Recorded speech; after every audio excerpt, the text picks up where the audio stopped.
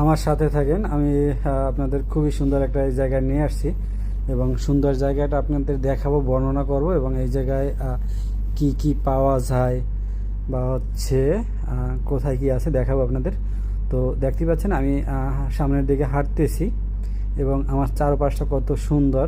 এক পাশে সমুদ্র, এক পাশে গাছপালা আছে এবং এই জায়গাটা খুবই সুন্দর। আমি হাঁটতেছি কারণ আমরা বাইক নিয়ে আসছিলাম।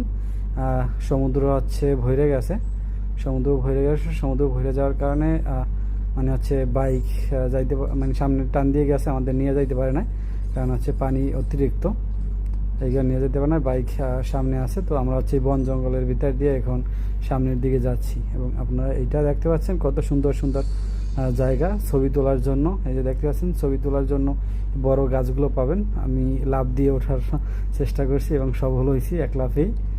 তো এই যে এই যে গাছগুলো দেখতে পাচ্ছেন, এই গাছের ডালে উঠে ছবি তুলতে পারবেন, বসে ছবি তুলতে পারবেন। খুবই সুন্দর সুন্দর ছবি আসে, যেটা হচ্ছে আমার প্রোফাইলে যদি চেক করেন দেখতে পারবেন। তো আমি সামনের দিকে আগাচ্ছি, আমার সাথে আসেন এবং এই যে দেখেন যে কত বড় বড় গাছ এবং সমুদ্রের পাড় দিয়ে ভিতর দিয়ে আমাদের অনেক কষ্ট করে যাওয়া লাগতেছে কারণ পানিগুলো অলরেডি চলে আসছে এবং এইসব গাছে বৈশা ছবি মানে খুবই খুবই সুন্দর আসে এবং এই জায়গা আপনারা সহজে এইসব জায়গার সন্ধান পাবেন না। একবারে সমুদ্রের তীরে আছি, আমি ওয়েট করতেছি, দেখতেছেন তুফান। এই যে আমি এখন দৌড়ে যাচ্ছি। তো জায়গাটা কত সুন্দর দেখতে পাচ্ছেন এবং এই আমাদের বাইক, এই বাইক হচ্ছে সমুদ্রের ভিতর দিয়ে আসছে। কারণ হচ্ছে এই দিক থেকে সমুদ্র ভরে যাওয়ার কারণে আসতে পারে নাই এবং আমরা কি বন জঙ্গল থেকে আসছি আপনারা সেটা দেখতে পাচ্ছেন। তো এই যে দেখেন অনেক সুন্দর একটা জায়গা এবং এই অনেক কষ্ট করে এইসব জায়গা থেকে পাড়ি দিয়ে আসা লাগছে। তো আপনাদের আরেকটা মজার দৃশ্য দেখাবো।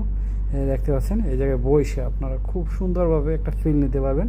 তবে এই যে এখন যে ভরপুর পানি দেখতে পাচ্ছেন, এত ভরপুর পানি কিন্তু থাকে না, পানি শুকিয়ে যায়। এখন হচ্ছে জোয়ার থাকার কারণে পানি আছে ভরপুর।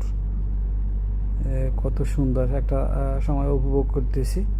তো আপনারা চাইলে এরকম সুন্দর একটা সময় উপভোগ করতে পারবেন।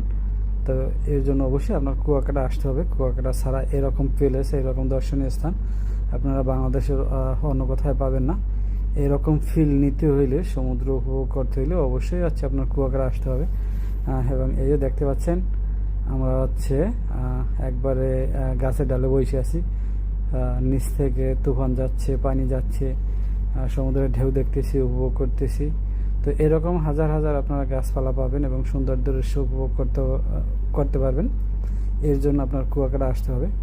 কুয়াকাটার খুবই সুন্দর একটা জায়গা এবং নিরিবিলি পরিবেশ।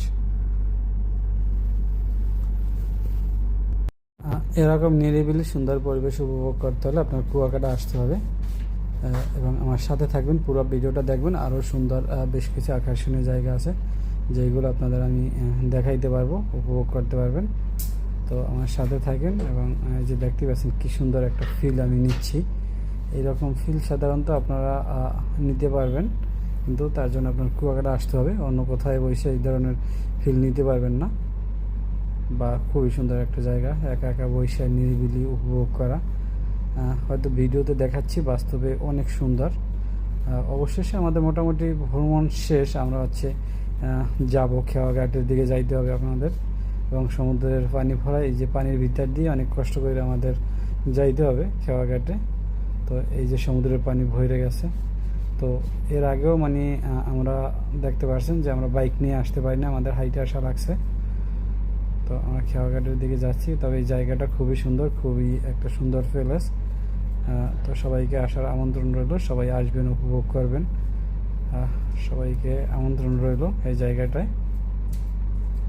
এবং আমাদের ভিডিওটা কেমন লাগছে অবশ্যই কমেন্ট করে জানাবেন এবং শেয়ার করবেন, শেয়ার করে জানাই দিবেন। এবং আরও দেখতে পাচ্ছেন যে আমরা হচ্ছে এই যে পানির ভিতর দিয়ে, গাছপালার ভিতর দিয়ে বাইক নিয়ে যাচ্ছি।